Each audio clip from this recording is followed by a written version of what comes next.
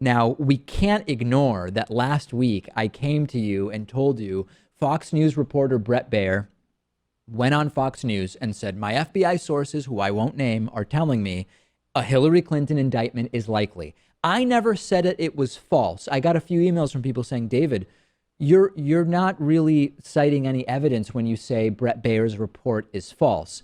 I never said his report was false. I said it was a report with no actual evidence. It was a report that might just reflect the desires of the anti-Clinton enclave of the FBI that now we know within any reasonable doubt absolutely exists.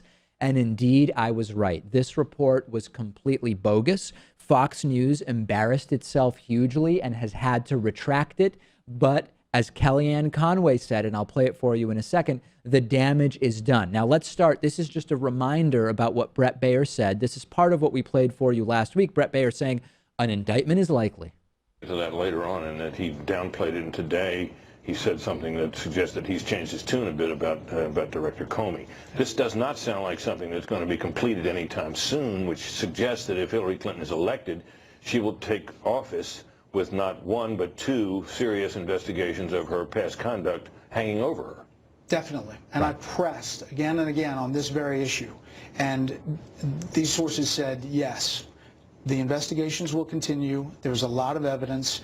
And barring some obstruction in some way, they believe they'll continue to likely an indictment. Wow. Wow. Brett Baier, thanks, buddy. Thanks for coming across at the end of your show and helping us out. Yeah, Sure. A very serious, a very somber, a very professional and grave Brett Baier, who happened to be saying things that were completely false. He ended up having to apologize for it.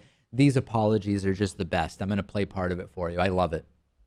All the time, but especially in a heated election, on a topic this explosive, every word matters, no matter how well sourced. Which brings me to this. I explained a couple of times yesterday the phrasing of one of my answers to Brit Hume on Wednesday night, saying it was inartful. The way I answered the last question about whether the investigations would continue after the election. And I answered that, yes, our sources said it would. They would continue to likely an indictment. Well, that just wasn't inartful. It was a mistake. And for that, I'm sorry. I should have said they will continue to build their case. Indictment obviously is a very loaded word, John, especially in this atmosphere. And no one knows if there would or would not be an indictment, no matter how strong investigators feel their evidence is. It's obviously a prosecutor who has to agree to take the case. I want to be super clear here, right? Because Brett Baier spoke for about 4 minutes. I played for you the key part where he says the indictment thing was wrong. He apologized for the indictment part, but mostly he stood behind the story in terms of, oh, the investigation is growing. It's accelerating, more serious than we thought. Now we know, because of James Comey's most recent letter, that there's just going to be no charges against Hillary Clinton. But even this whole thing about the investigation is way bigger than we think. ABC News reported that, quote, there has been no change in posture for the investigation. NBC News' Peter Williams reported that, quote, FBI officials tell me there has been virtually no movement on the Clinton Foundation inquiry for months and months and months. The entire report was bogus, and Brett Baier, Pat, just apologizing for this one little piece of it. It's almost like an I apologize if people were offended. The indictment thing may not have been true, but everything else is. Well, no, almost none of it was true. Yeah, and it's really just the case of Fox News trying to tell its viewers what they want to hear, regardless of what the actual reporting is. And it's good that he did give some form of apology. You usually don't see that from Fox News. No. Usually that's left for other cable news outlets to give tearful, expanded apologies. Now, here's the problem, though. It had an impact. And Trump campaign manager Kellyanne Conway admitted that, yeah, it was wrong, but it has had an impact. And that is the problem. Here's Kellyanne Conway.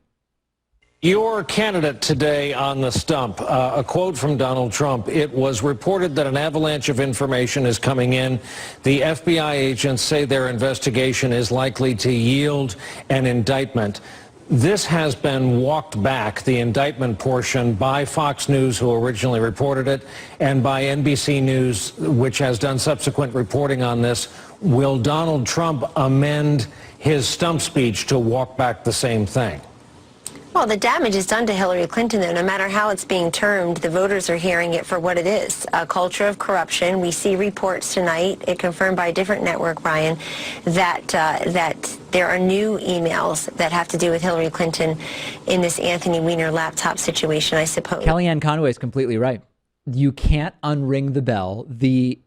I guess we're calling it what, the first letter after the one last week where James Comey said, hey, we're looking into this stuff. That had an impact. Early voting is now done. Now we know, yeah, there's not going to be a single charge against Hillary Clinton. That is a representation of what the Trump campaign has depended on for this entire harebrained run for the presidency, misleading those who were dumb enough to be misled. And it has a real impact. And Kellyanne Conway is right. And it's great that Brett Baier apologized. And it's great that we finally got to the bottom line with James Comey. But this had an impact. Warby Parker is offering a free 5-day home try-on to give you the opportunity to check out their glasses. I personally wear Warby Parker glasses when I'm not wearing my contact lenses. And I also started with one of these free at-home try-ons of 5 pairs of glasses. You can get your free home try-on and support the David Pakman Show at warbyparkertrial.com/TDPS. I don't really like going into glasses stores and trying on glasses while the salesperson sort of hovers over me. And I like more than 30 seconds to actually figure out whether I like the glasses. So with the Warby Parker home try-on, I was able to pick 5 pairs that I liked, put them on in the comfort of my own home, pick the one I like the most, and then Warby Parker put my prescription lenses in there for me. A lot of people don't know that the eyeglass industry is controlled by just a few big corporations that keep prices very high, like $300 for prescription glasses high, which is just insane. Warby Parker glasses start at $95. That's what mine cost. And for every pair of glasses sold, Warby Parker distributes a pair of glasses to someone in need. You can try 5 pairs and see what you like. Check out the at-home trial and support our show by going to warbyparker.com/TDPS. It costs nothing.